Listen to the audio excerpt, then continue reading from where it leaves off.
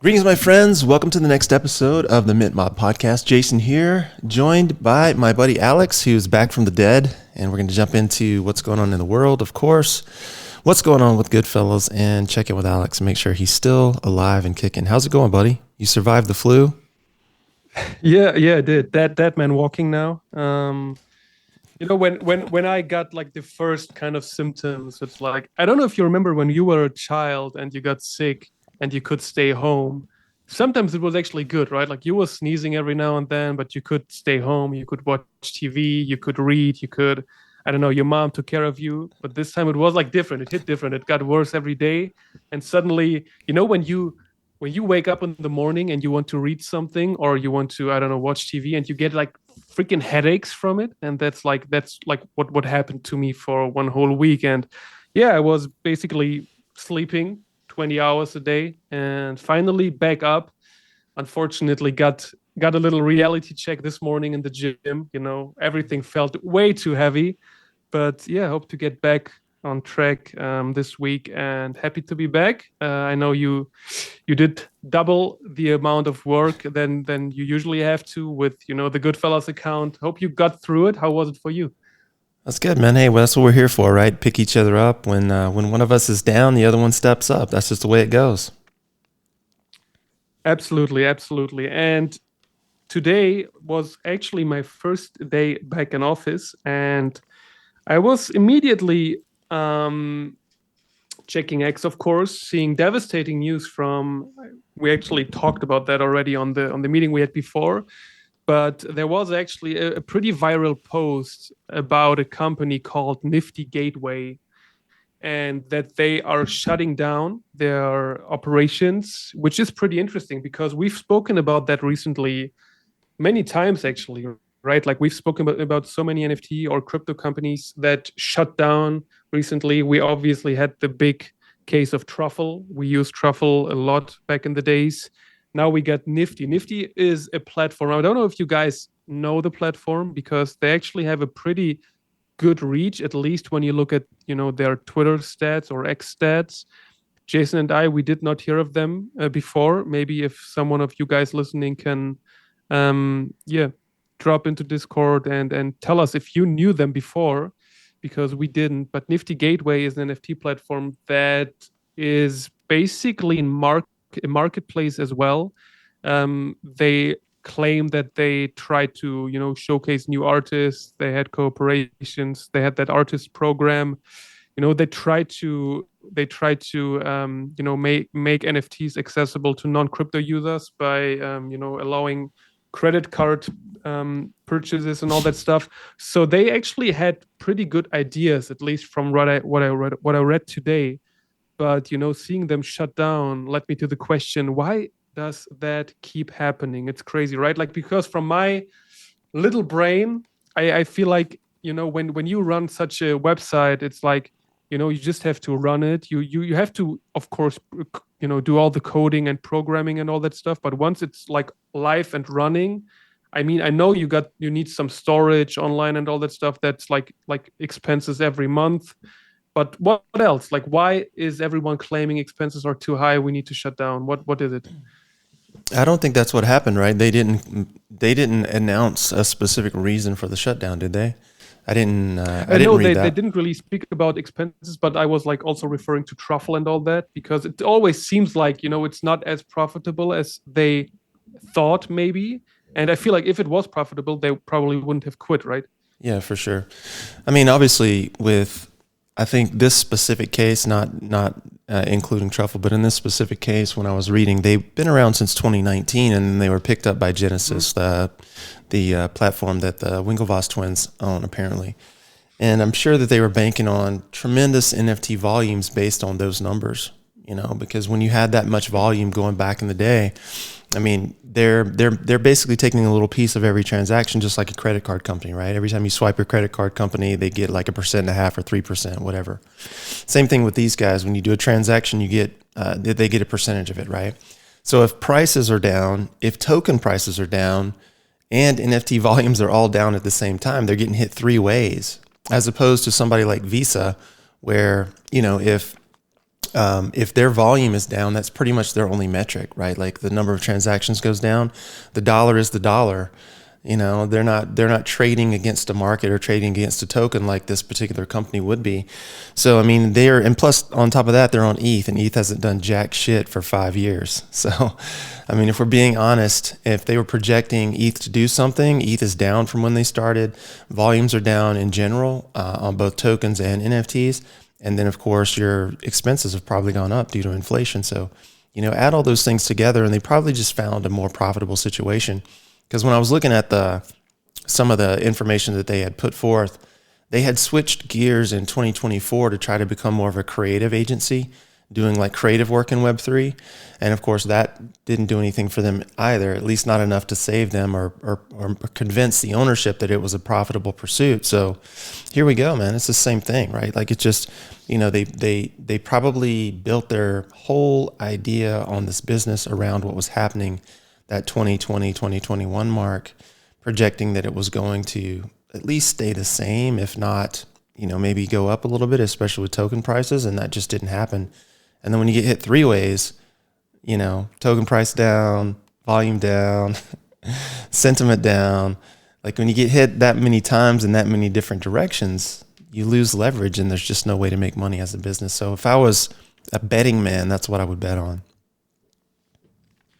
Would you say, or would you think that they would have done better if they operated on Solana? I don't know. I mean, Solana volumes are down too. I mean, NFT volumes across the board are down. I think right now we're in the consolidation phase where we've been in it for a while. It's going to get really ugly, I think, before it gets a lot prettier. And I think we're going to see a lot more failures. But the thing about the Solana marketplace or the Solana marketplaces and the development environment is it seems to be much more geared toward future-proofing what's happening with the token. Coming out of Solana Breakpoint, there were so many different speakers, so many different advances on the chain, whether it was Fire Dancer or, you know, the phone being released. You know, you saw you saw Seeker Season 2 released. You saw the Seeker token just released this past week.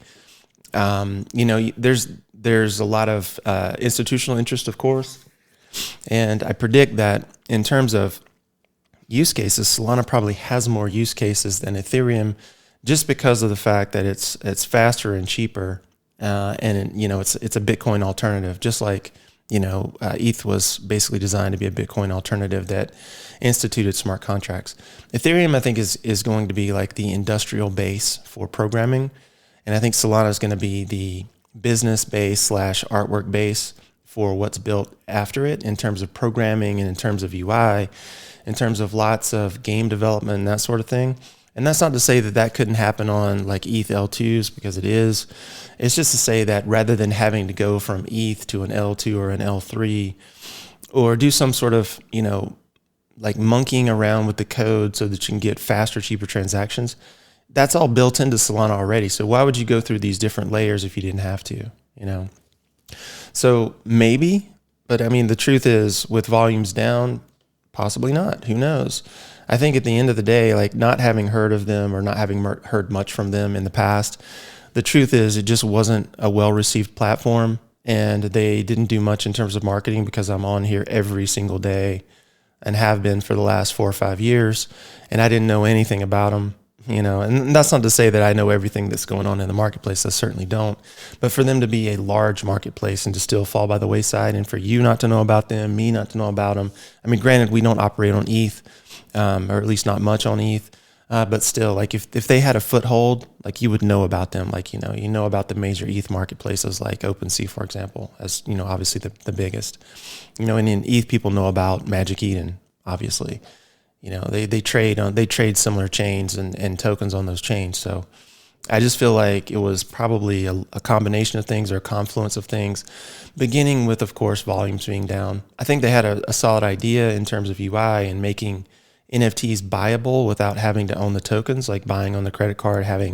They had basically like the Coinbase of NFTs idea, in that you could basically centralize and hold your tokens on a wallet that they held, like a centralized exchange wallet that held your tokens, and you would basically just swipe your credit card and do your thing. But they're not the first to do that. There was another platform that did that just before, what was it? Before FTX. Like FTX was doing this. They were doing the same thing. You could buy NFTs on FTX and you could swipe a credit card and hold on that platform. And it became like this massive pain in the ass when you wanted to move your tokens to a custodial wallet. So it wasn't like they were doing something new. FTX was doing it. So they had competitors. And, with the market being what it is, I think they just struggled to find a foothold, but also find an audience. That's really the key right now, is like, is there an audience for what it is that you want to do? And in the consolidation phase, it's going to be really tough to find an audience because everyone's super leery. Everyone's got their guard up. Normies are like, fuck you guys. We don't want to do anything with you. I had this conversation with a comic book publisher over the weekend, same sort of a thing, right? So until we get to the education is going to come now into the marketplace for the normies. And you and I were talking a little bit about this before I went into this long diatribe of an answer. But, at the end of the day, like getting the information into the hands of people who could actually use it and understand why it's of benefit to them is really the next phase during consolidation that we can capitalize on and kind of push Goodfellas into that direction. When I read the news about Nifty, I was actually trying to see, as I mentioned, we've spoken a lot about companies shutting down recently. I was trying to see if that's just some kind of, selective perception or if it's actually true. Tried to find a list of platforms that shut down within the last 12 months. And I saw that it's not just Nifty, of course. There seems to be... Nifty actually claims that it was one of the earliest NFT marketplaces, by the way. Not sure if that's true. Then there was some platform called X2Y2, Kraken NFT Marketplace, Maker's Place, LG Art Lab. All those platforms shut down in 2025 or 2026. And I mean, it's crazy. You already mentioned it, right? Like the biggest challenge right now is to onboard new people, to get an audience, and the biggest thing to do right now is to educate people. So I just feel like, when it comes to traditional art, for example, because I feel like this is all somehow like always connected to the crypto market to some degree at least, right? Like you said, they probably failed because of three different things coming together, market prices dropped and token prices dropped and everything. What about do you have any idea whether things are so, like when at least when it comes to the transaction volume, so volatile as, like, is it comparable to traditional markets? Do we see that in traditional markets as well? That sales or purchases like differ so much, across the year, or is that a very stable market? Well, it depends. Like, can you give me an example of what you're thinking of? Yeah, I was just wondering, like when we speak about art being sold and purchased in NFT marketplaces, and we speak about transaction volume goes down or up, is that something that happens in the actual traditional art market as well? Or is that like, supply and demand is always on the same level? Oh, no, definitely not. Definitely not. I mean, you can see this right now in expensive collectibles. I'm not sure if you guys get this in Europe a lot, but here in Arizona, we have a massive car auction that goes off. It's called Barrett Jackson. And Barrett Jackson is probably the foremost auto auction in the U.S. at least. I don't know about the world, but at least in the U.S. And they auction off cars from, like muscle cars to European cars to supercars, right? All of them. They're doing all of them. And most people in the car world know of Barrett Jackson. It's a big deal. So you can watch when the economy is really good, right? Those cars will go through the roof. Like people will pay up. You'll see people paying 2 and 3 times what they would pay for a car in a normal market. And when the market's bad, they won't move cars at all. Like the reserves won't be met. You'll see this over and over again. And of course, these cars are artwork. I mean, they've been stripped down to the frame. They've been sandblasted, redone. They're pristine. There's not a speck of dust. Not even a fingerprint on these cars, right? They're pristine. And they're going to some dude who has a garage filled with probably 50 or 60 cars, and it's never going to get driven. It's just going to sit there so he can look at it, right, and say that he owns it. The same is true in the artwork that hangs on your wall. And in tough times, one of the things that we find is that people fly to the 5Gs, and I don't know if I can remember them all, but like you've got guns, you got gold, you've got ground, you've got grub, which is food, and I forget the fifth one. But anyway, within that gravitation toward the 5Gs, artwork is in there as a preservation of value. So when you're talking about gold, you're talking about things that can hold value. So artwork is one of those things. And traditionally, especially in Europe, when a lot of the conquests were happening and you had these massive accumulations of wealth in different kingdoms and different countries, when those countries and kingdoms were conquered, they would take the artwork and then they would basically take it to their mother country and hoard it. And they did this for ages, and conquest after conquest. Obviously, you're being from Germany. The all of the things that happened with the German conquests in Europe, right? Like a lot of the artwork was taken from different countries and consolidated in Germany, and then a lot of it was given back over the years. There was a big, hey, give us back our stuff kind of a thing. But a lot of it wasn't. A lot of it ended up in private collections, and in times of trouble, artwork can go through the roof, which means that the transaction volume, might fluctuate up, it might fluctuate down, or it just might be that people with a tremendous high net worth, like a government or a sovereign wealth fund or a super high net worth individual, buys one or two pieces and they spend hundreds of millions of dollars on it, right? Like we just saw we just saw an Action Comics #1, which was, I think there's basically like 90 copies left in the world. This is from 1938, I think, 1930, late 30s, 38, 39. Action Comics #1, first appearance of Superman. This comic sold for $14+ million just like a month ago in a private sale, right? $14 million for a 12-cent or 10-cent comic book, right? So like when you're looking at this type of price action, it all comes down to what people's goals are and what they can do with their current set of resources. And if you are someone who's sitting on tons and tons of cash and your cash is being devalued every day by the government money printer, you're going to put it into real things. So if there's 90 copies of Action Comics #1 from 1938 or whatever, which is almost 100 years old, there's never going to be any more. There's never going to be more land. There's never going to be any more Da Vinci's or, Van Gogh's. There's never going to be any more of them. These people are dead. The publishing houses who printed Action can't redo it. You can't travel back in time. So it's almost like buying land, because there's only so much of it to go around, and the prices are going to get driven up, just like with the collector cars. There's only so many. Like Plymouth Superbirds laying around. There's only so many muscle cars. There's only so many, late 60s Corvettes, or split window Corvettes, right? Like you just can't find these things, right? And so when you can't find them and you have money that's sitting there collecting dust, not doing anything, people are going to gravitate towards scarcity and what they're interested in. So whether it's art, cars, comics, whatever, it's all art, and it's all going to be of value to someone who can look at his buddy and go, hey, you saw that split window Corvette, right? There's there's only a few of them left in the world, and I own one, motherfucker.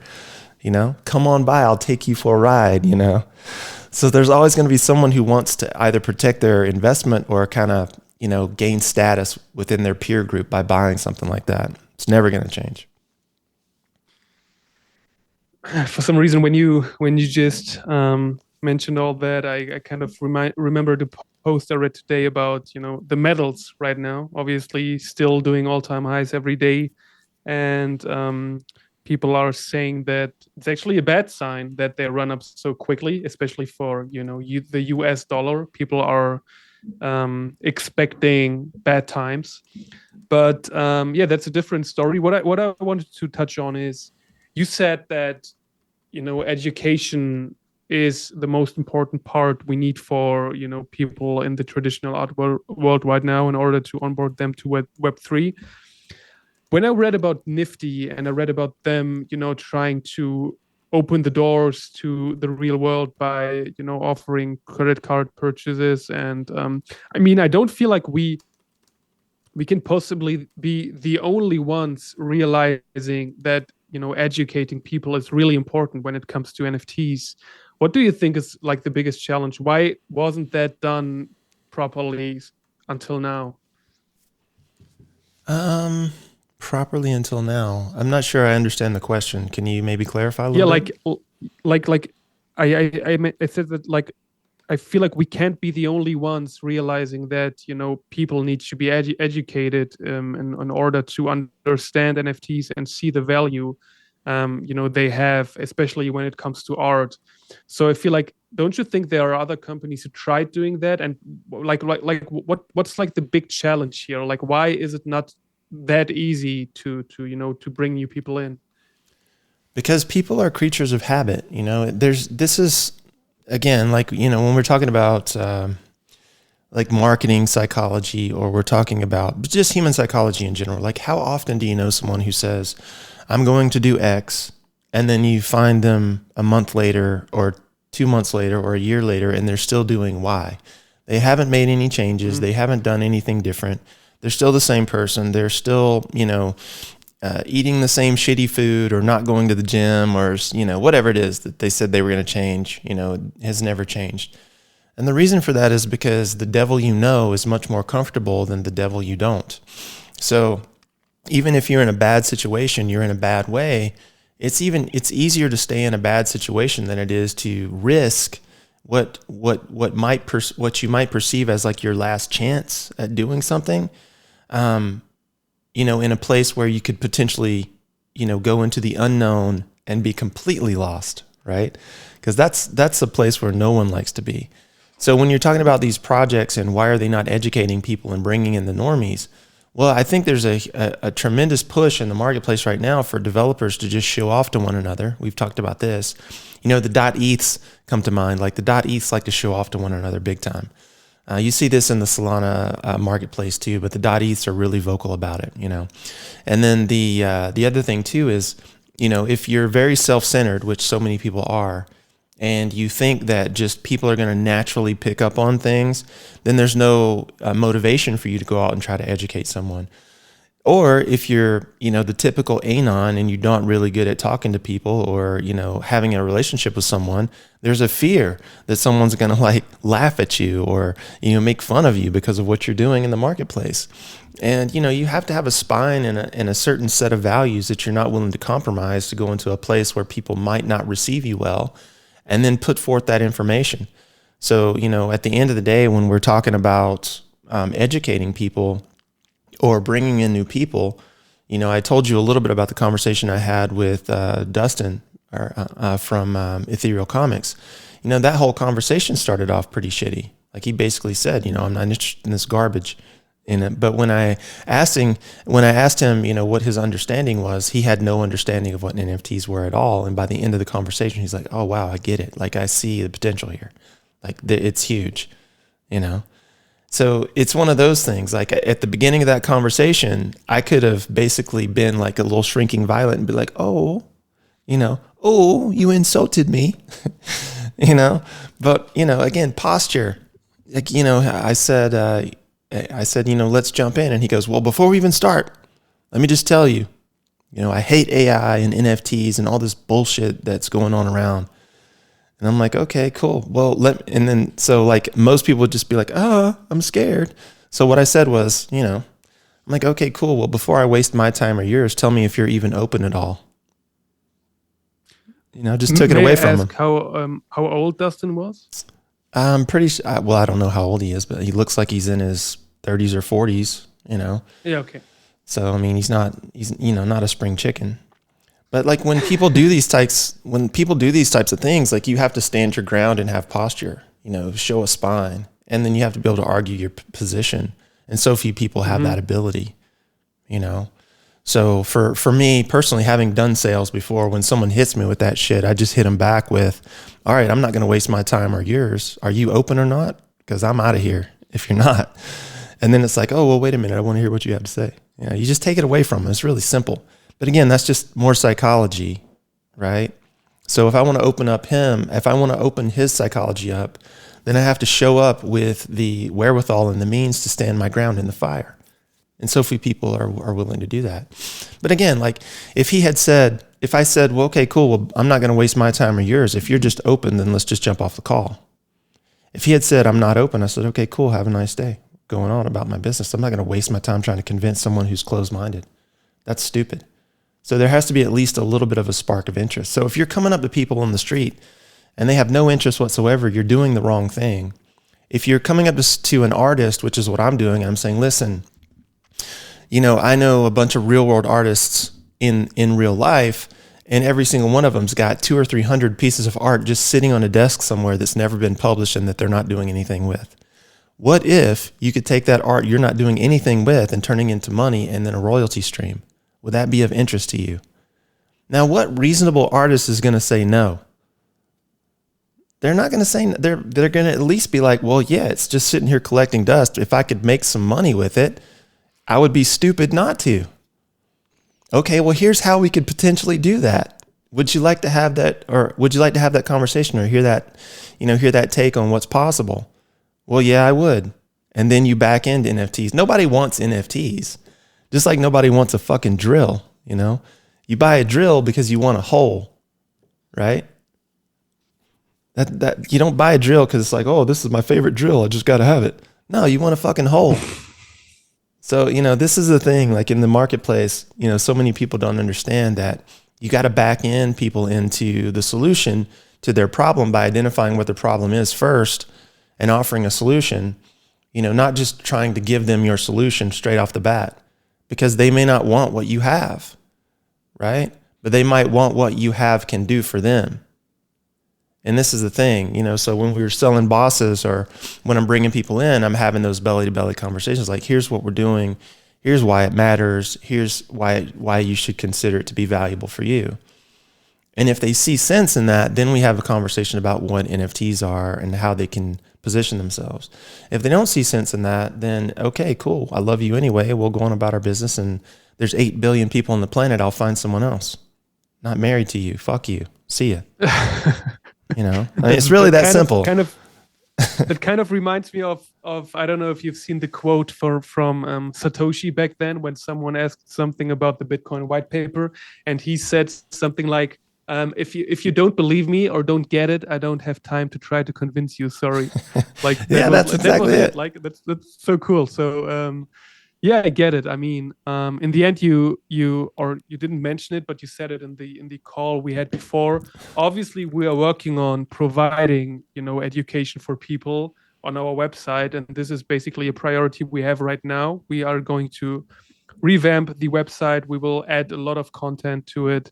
And of course, our main goal is to educate people. And I mentioned that many times when I was looking for artists for the artist incubator, and I was at some point looking at artists from the traditional world, and I was in like Facebook groups and all that stuff of people like trying to sell their paintings on canvases.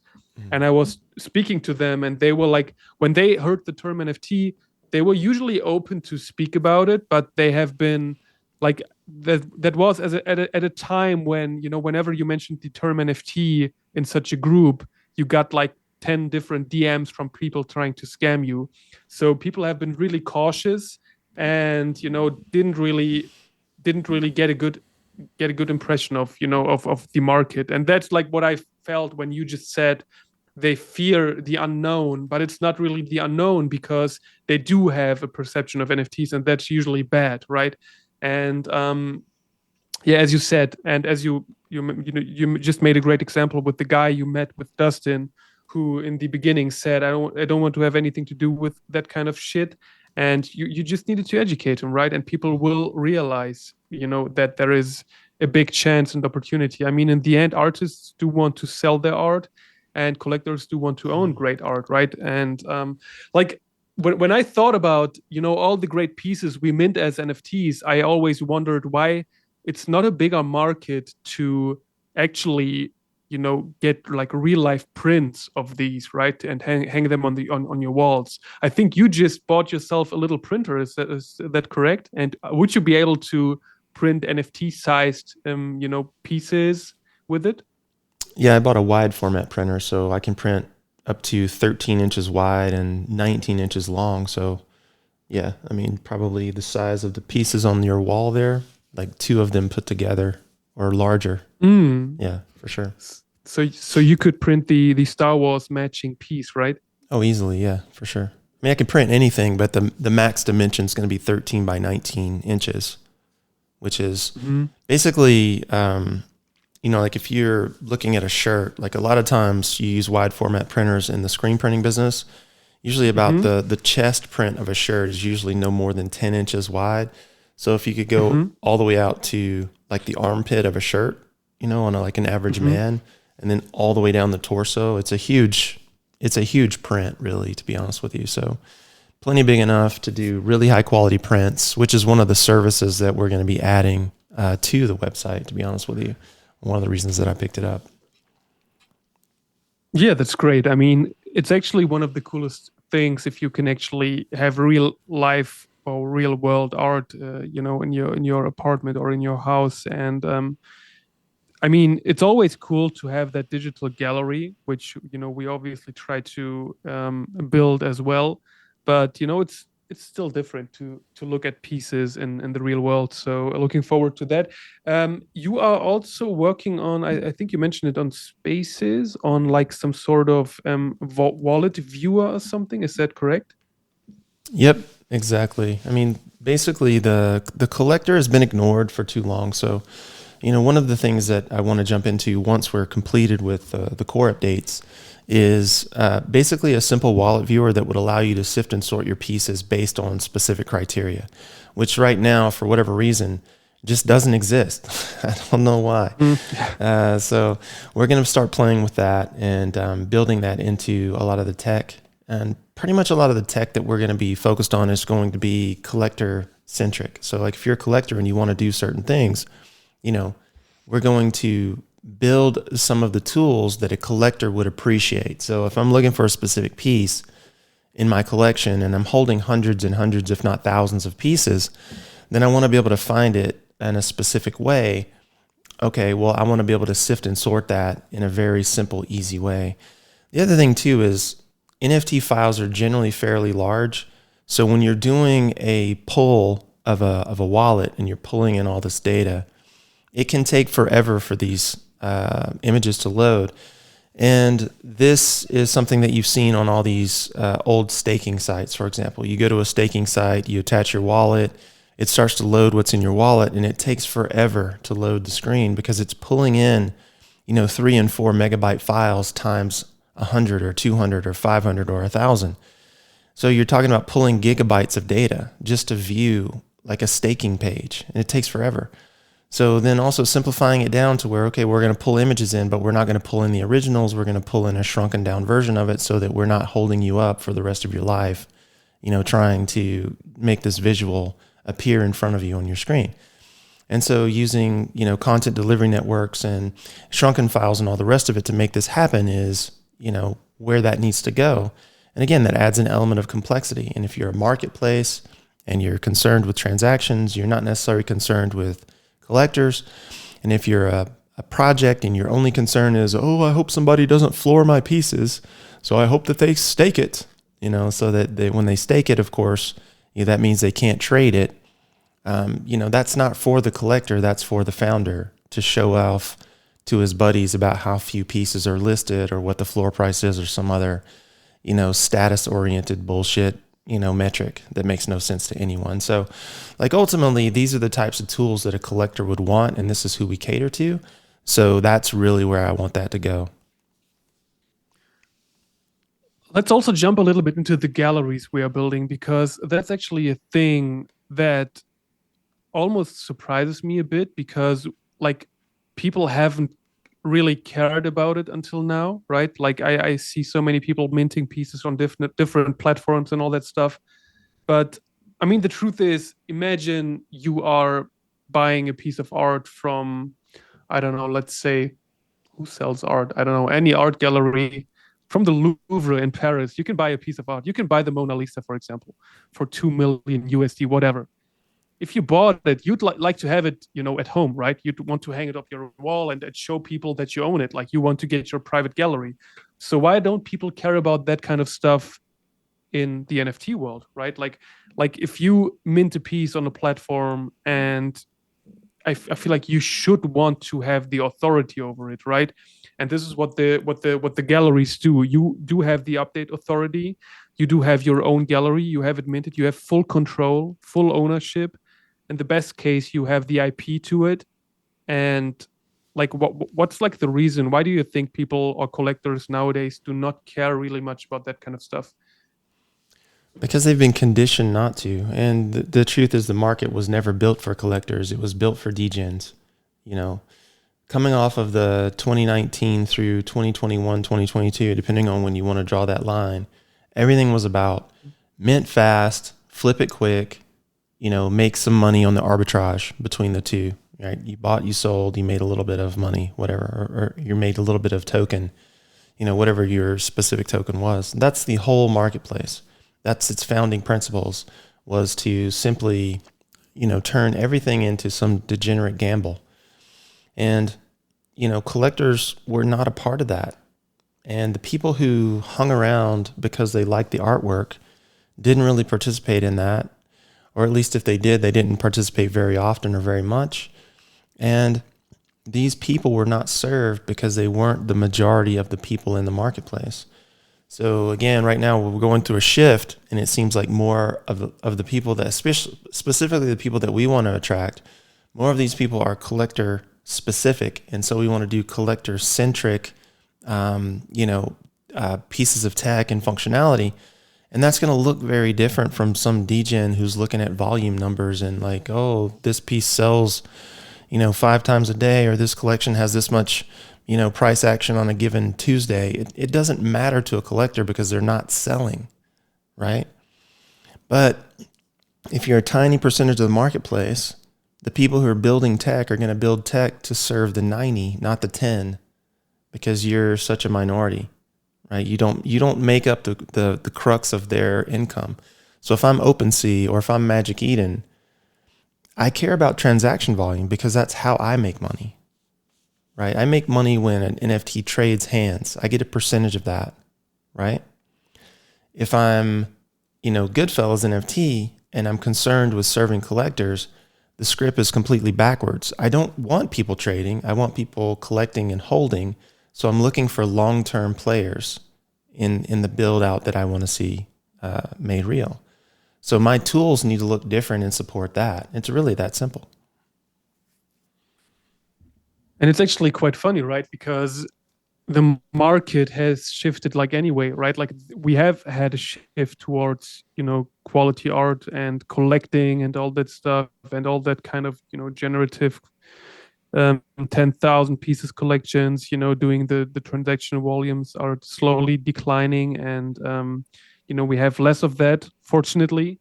And now we are here. And I just feel like, getting the possibility to build your own gallery. I mean, we are trying to provide the infrastructure. What I'd like to see is actually, I'm not sure if that's like possible from a legal standpoint. Maybe we need Scott here to give us some advice, but would there be a possibility to have something like a platform and artists can actually provide or offer their art on the quote unquote Goodfellas platform, and whatever is minted on that platform, like there is a contract with the artist that says, whoever mints it gets IP rights. So you do not have to negotiate IP rights for every, single piece, but, as it's whenever it's minted on that platform, you get IP rights. Is that possible? Do you think so? Of course, yeah. Any of that's possible. Absolutely possible. Yeah, that's cool. Yeah, of course. I mean, and the other thing too is, you could mint to different chains, you could mint to different contracts in terms of, IP. I mean, all of these different things can be encapsulated in a specific piece of tech. So again, like the fact that we're talking about this like it's some strange animal is just proof that nobody gives a shit, or at least they haven't up until this point, right? So the whole idea would be to push the idea of collecting forward, because so many people, but from your age group to my age group, so I'm Gen X, you're in your mid 30s. So we're like, I don't know, 15 years apart or whatever. Like in that generation of people, we are old enough to understand what it means to have real things in your possession, and the beauty of like, and the experience of like finding something that you're really after. Like that's the sort of the joy of collecting, is acquiring something that was difficult for you to get, And so at the end of the day, like from Gen X forward, I think like collecting probably got big with Gen X, the hippie generation before mine, probably not so much. And then definitely not with my parents, because like the silent generation, they didn't have any resources really, especially if you grew up in a rural area. But, from Gen X on, everyone had some form of means, have all those early 80s movies from when I was a little kid. Like there was always the poor kid, pitted against the rich kid, or the poor kid who got the girl or wanted the girl, but the rich kid had her. And the whole plot of the movie is like, how's the poor kid going to get the girl, kind of a thing. And there's all these different love stories around that type of thing. There was that dynamic where you could at least had the hope of building something of your own. It was a really hopeful time and a beautiful time in at least American history. So like all of the people who experienced that, those early cartoons and those early toys, there's a big push to reacquire those things later in life because you want to relive those beautiful memories, And I think NFTs are going to be the same thing from like your generation on down, from like the 30s, mid 30s, 20s, teens on down, like all the way to the homelanders, because these people weren't really able to own anything outside of the digital sphere. They were born into a digital world, and for them, collecting digital things just makes sense, whether it's money or artwork or things, of some object in a video game, whatever the case may be, right? It's going to make sense for them how that works, right? So going forward, collecting in the digital world is one of those things that Goodfellas is going to be basically, I think, leading the charge on setting up the tools for and specifically catering to those people, those collectors, those people who understand and want to produce, like reliving like memories, or like are really enjoying beautiful pieces of artwork, or having this desire to pull in pieces from a specific artist that they follow. Like all of these things, it just makes a lot of sense that as the market consolidates to quality, there'll be a few projects that do code, there'll be a few projects that do creative, and then there'll be a few projects that cater to collectors.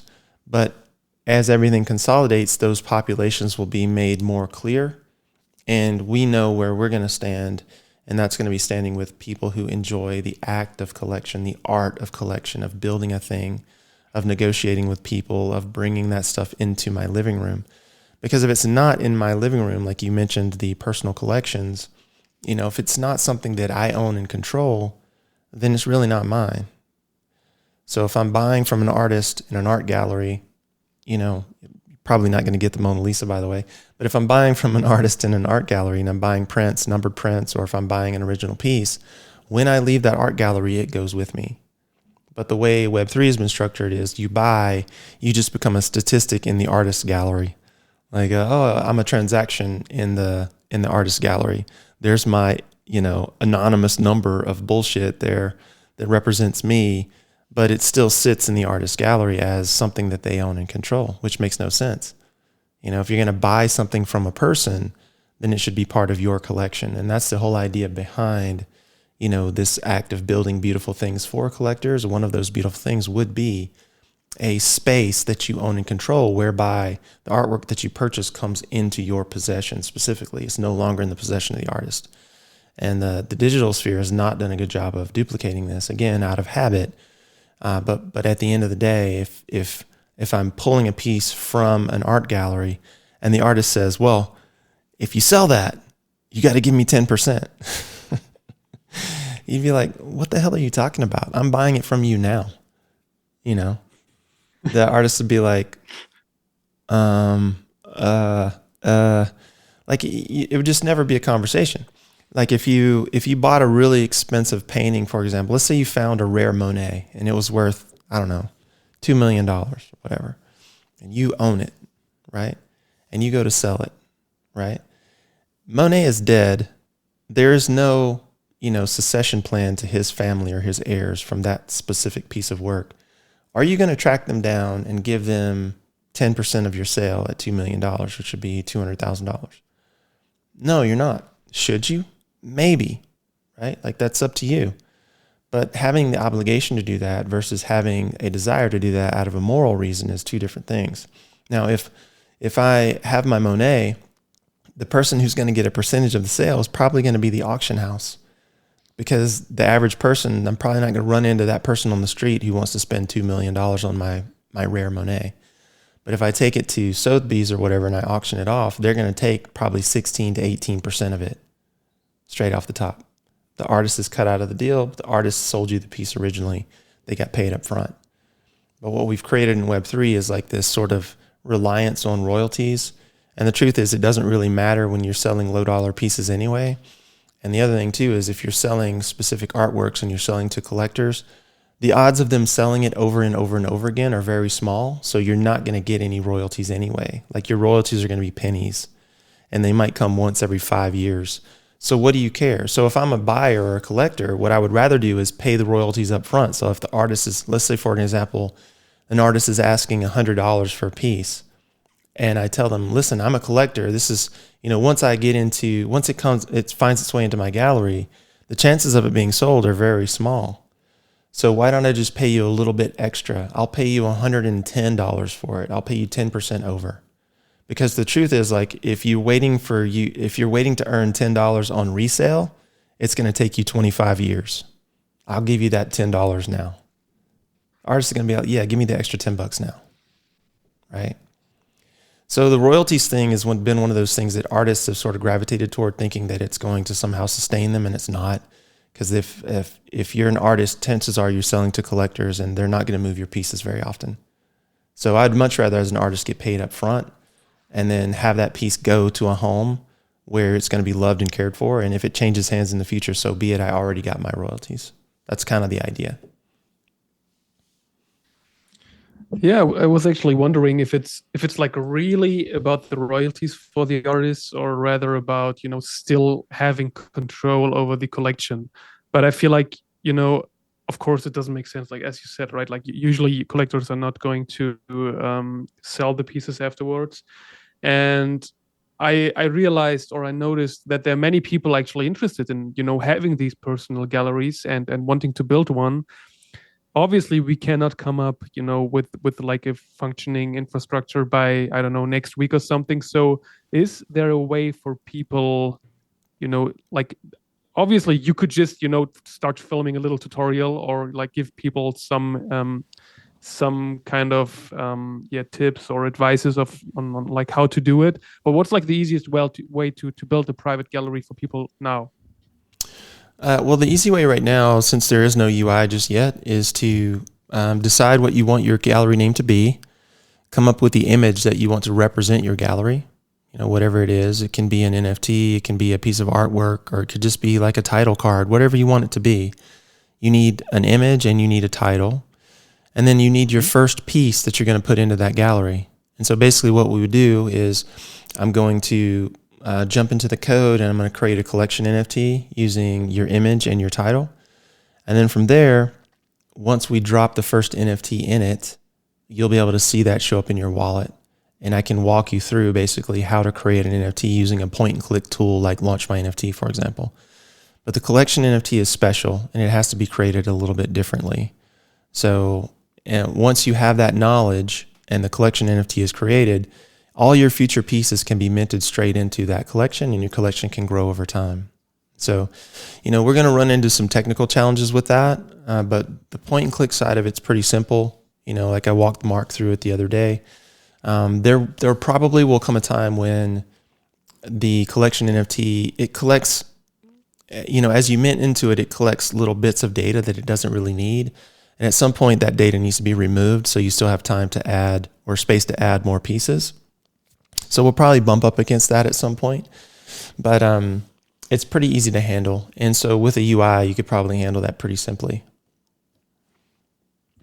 So when you start, creating the collection NFT with the first piece, you are able to give the authority to a wallet that, obviously whoever asks for it controls. Is that correct?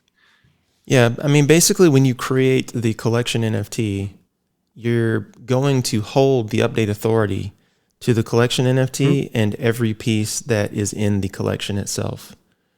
So once it's created and it's sitting in your wallet, I can't help you anymore, right? And this is the thing that you have to understand. So when you start, updating pieces or editing pieces or adding pieces, you need to know how to put them in. You need to know how to change them or update them, and you need to know how to add new pieces. So you have to understand that you're minting into a collection.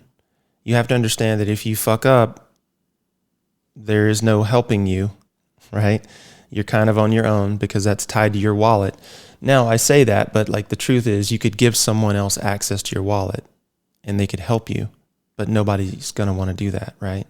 There's always a workaround. But is update authority like transferable?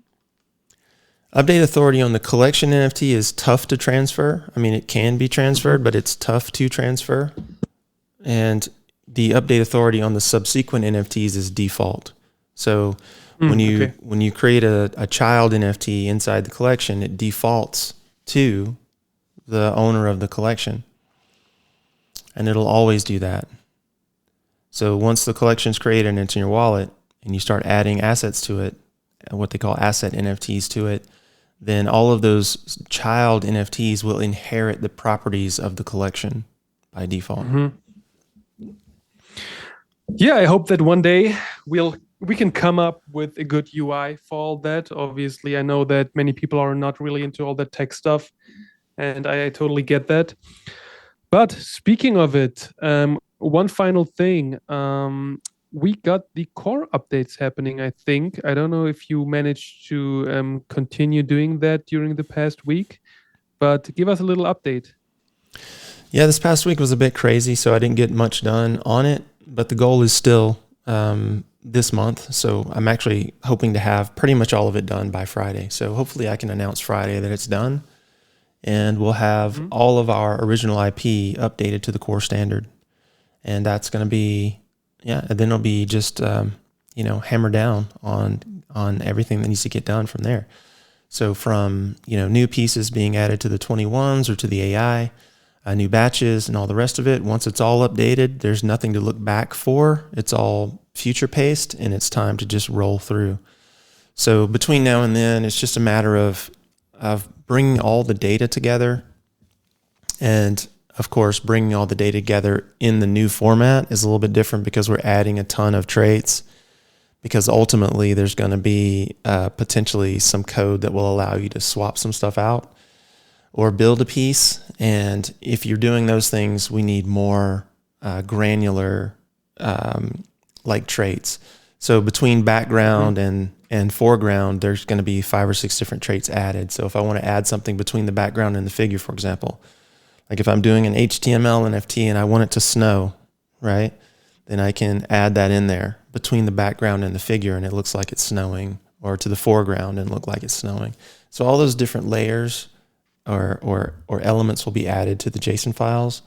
And that's just to make the pieces more granular in terms of how you can update them. So if you want to give multiple hand traits, for example, or, all kinds of different things, it's just going to open up a lot of doors to insert more layers in the figure to make the figure more, I guess you would say, detailed, because that's kind of the trademark of our OG Min, is just that detail and the texture, the shadowing and that sort of thing. We want to be able to continue to add to that over time. Yeah, awesome. So people can prepare themselves to submit their Goodfellas NFT pieces by the end of the month. We will probably have the same procedure we have for the 21s and the artist incubator, of course. So you just need to submit your pieces, the ones you have available. I think like some are still stuck in staking, I think, right? Yeah, anything with Floppy Labs, nothing has changed on that. And this is, again, another one of the reasons. And Another one of the things that has bolstered the idea that we should update to core, because like again, these pathetic staking ideas that were basically designed to prevent degeneracy, these are outdated now, and who knows if Floppy will ever update their code. Again, like anonymous, the anonymous Web3 world, there's no accountability, right? So there's really no impetus for this person to actually do anything. And apparently the developer left. So Floppy Labs is going to go into the waste bin of NFT history, which is unfortunate because they had a fantastic idea, but they weren't able to keep pace with the changes. And any pieces that we had stuck with them, there's nothing that anyone can do at this point to unstick them. So yeah, all of those pieces will basically be replaced with new core, the IP tech, and we'll delist all the old collections so there's no confusion. So that'll be the path forward because there's no direct update path between the token metadata pieces and the core pieces. Unfortunately, the other thing that we have to pay attention to too, so if you're a collector or you're looking at numbers on a collection, you have to realize that when we convert to core, we don't get to import previous data to the new collection. So the new collections all start with zeros. Zero volume numbers, zero sales numbers. It all starts from zero. And apparently when I was talking to Magic Eden, there's a hint of them changing that for everyone who's updating to core, but nothing exists as of yet. So so far it just is what it is. And we have to kind of, rely on the fact that you guys will understand that going from the old collections to the new, we're going to lose our numbers. So who knows, maybe we'll jump in there and just do some wash trading to make the numbers look like what they should look like. That's certainly a possibility. I don't want to have to do that because of course we, end up paying fees on all that and, whatever. But if we have to do that to sort of bolster the numbers we can, I would just prefer it to be organic and to pull the old numbers forward, which at this point doesn't exist. So going from token metadata to core, there's no direct update path. There's no direct correlation between old numbers and new. So we lose all that. But the flip side is we're on the latest and greatest technology, and it gives us the most flexibility in building these tools that I was mentioning earlier. So we feel like the trade-off is there. In life, it's like Thomas Sowell said, right? There's no solutions, only trade-offs. And we feel like this is a good trade-off. Absolutely. And this is the final collection we need to convert to core, and then we are done. What do you think are the odds that there will be a new technology and we'll have to redo all that again? Well, I'm sure there'll always be a new technology, but I think that we're at a point right now where with core, everything's basically governed by a parent account. And if there is an upgrade, my guess is it would be sort of passed down through, filter down through the tiers of the sort of hierarchy that they've created.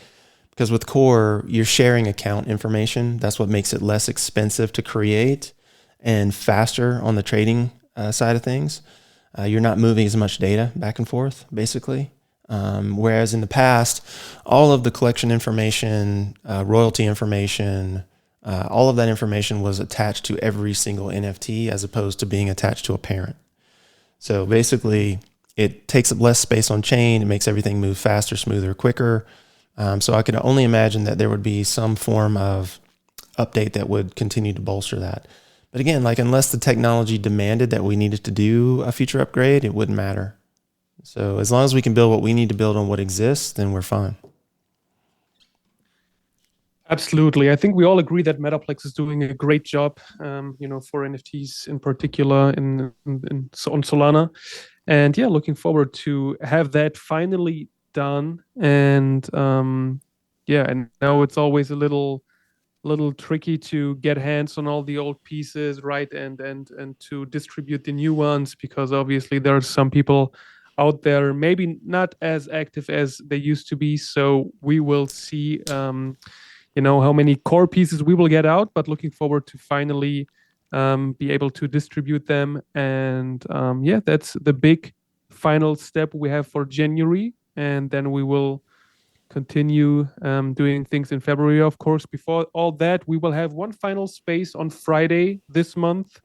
Looking forward to that, of course. Finally be back. And this should be it for today. Is there anything I missed? I don't think so, man. I think we covered it, so we're good to go. Awesome. So I hope you guys have a great week. I hope we see you around on Spaces on Friday. And yeah, keep an eye out for updates on like the core pieces. And I will let you know once you can submit the old pieces. And then you should be good. Have a great week, everyone. Bye bye. Take care, guys.